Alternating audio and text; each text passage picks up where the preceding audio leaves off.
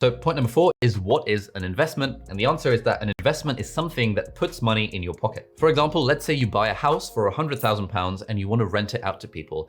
There are two ways that's an investment. There are two ways you're making money from it. Firstly, let's say you're charging some rent to the people living in your house. Let's say you're charging them £830 a month.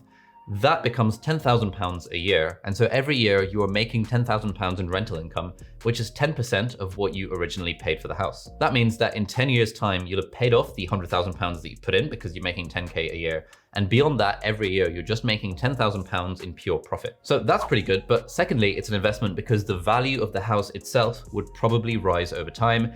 In general, there is a trend in most developed countries that house prices tend to rise over the long term. And so your house will probably be worth more than £100,000 in 10 years time.